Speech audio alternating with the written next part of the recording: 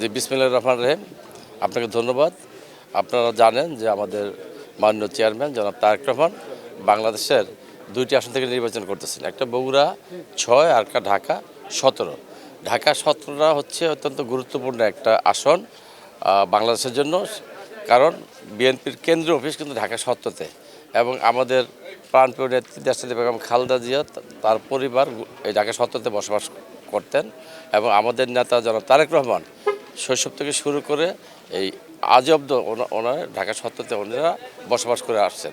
সেজন্য ঢাকা ৭০ আসন মানুষ সবাই স্বতঃস্ফূর্তভাবে আমাদের প্রিয় নেতা বিএনপির চেয়ারম্যান জনাব তারেক রহমান এই ১৭ আসনে নির্বাচন করাতে অত্যন্ত খুশি এবং আগ্রহ সহকারে তারা দলের জন্য ওনার জন্য ধানের জন্য কাজ করতেছেন। আপনারা আজকে তো সারাদিন দেখতেছেন শত শত লোক আসতেছে কাজ করার জন্য। প্রত্যেকটা ওয়ার্ডে ওয়ার্ডে প্রত্যেকটা এলাকায় আমাদের নেতাকর্মীরা অত্যন্ত উৎফুল্লিত এবং সিরিয়াসলি কাজ করতেছে। আমি আশা করি যে বিপুল ভোটে ঢাকা ১৭ আসন থেকে আমাদের প্রিয় নেতা জনাব তারেক রহমান জয়লাভ করবে ইনশাল্লাহ এবং ভবিষ্যতে বাংলাদেশের প্রধানমন্ত্রী হবে। আমাদের প্রিয় নেতা শহীদ রাষ্ট্রপতি জিয়াউর রহমান কিন্তু একটা দফার ভিত্তিতে কাজ করছেন, ১৯ দফা। সেটা আপনাদের অনেকে জানেন।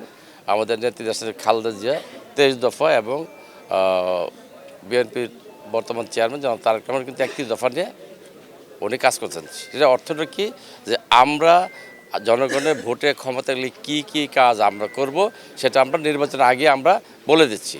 তারপর উনি বলছে আই হ্যাভ এ প্ল্যান, আমি একটা প্ল্যান করে আগাচ্ছি। সেটা কি, যেমন আপনারা জানেন ফ্যামিলি কার্ড আমাদের একটা, এটা অত্যন্ত জনপ্রিয় একটা বিষয় যে ফ্যামিলি কার্ড, যে আমরা প্রত্যেকটা ঘরে ঘরে আমাদের এই যে মায়েদের জন্য যারা ঘরের কর্তৃ তাদের জন্য আমরা কিন্তু একটা করে ফ্যামিলি কার্ড দিব। এই কার্ডের মাধ্যমে উনি নগদ সুবিধা অথবা আপনার পরিবারের যে প্রয়োজনীয় জিনিস যেগুলি আছে ওগুলি সুবিধা উনি পাবে। ২ থেকে ২.৫ হাজার টাকা হবে এটার ভ্যালু প্রতি মাসে। এটা আমরা প্রথম শুরু করব একদম নিম্ন আয়ের যারা মানুষ, যারা গরিব খেটে খাবার তাদের মাধ্যমে আমরা শুরু করব।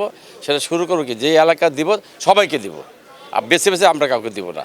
সেজন্য এই যে কোনো দুর্নীতি করার কোনো সুযোগ নেই।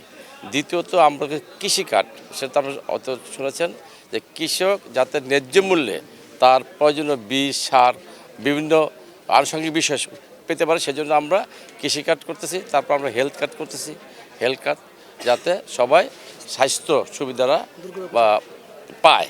যে আপনারা জানেন যে বাংলাদেশে একটা গরিব একটা দেশ, আমাদের স্বাস্থ্য সুবিধা অপ্রতুল।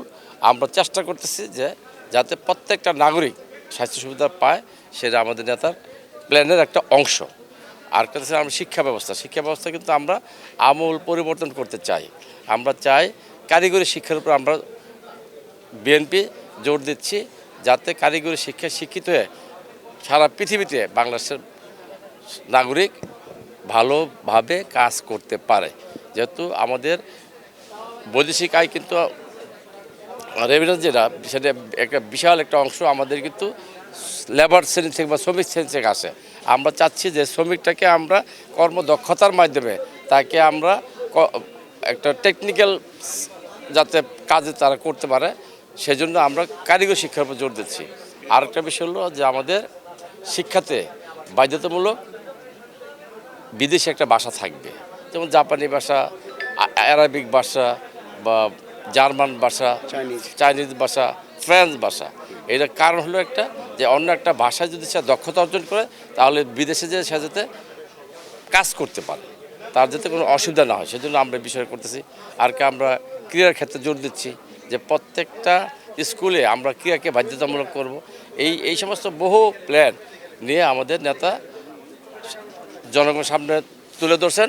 আমরা আশা করি এই প্ল্যানগুলি আমরা যদি বিএনপি জনগণের ভোটে ক্ষমতা আসে, প্রত্যেকটা প্ল্যানই বাস্তবায়িত হবে ইনশাল্লাহ বাংলাদেশে।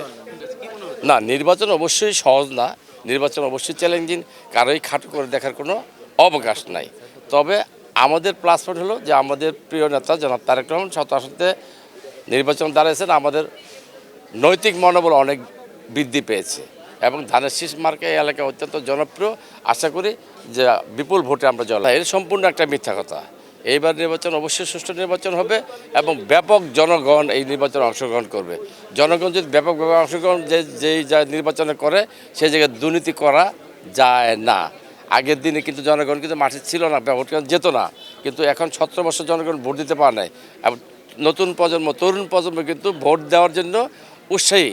আমি আশা করি যে সমস্ত জনগণ যারা ভোটার তারা অবশ্যই ভোট কেন্দ্রে যাবে এবং একটি সুষ্ঠু এবং সুন্দর নির্বাচন বাংলাদেশে হবে ইনশাল্লাহ। দলের প্রয়োজনে দল যে কাজটি দিবে সেই কাজটি আমি করব। আমি জিয়াউর রহমানের একটা কথায় বিশ্বাস করি, ব্যক্তির চাইতে দল বড়, দলের চাইতে দেশ বড়। আমি কখনো ব্যক্তিকেন্দ্রিক রাজনীতি করি না, আমার স্বার্থের রাজনীতি আমি করি না, আমি দলের স্বার্থে রাজনীতি করি এবং আমি দেশের জন্য রাজনীতি। দেশবাসীর উদ্দেশ্যে একটি কথা বলবো যে এবার সুবর্ণ সুযোগ এসছে, আপনার ভোট আপনি দিবেন যাকে খুশি তাকে দিবেন।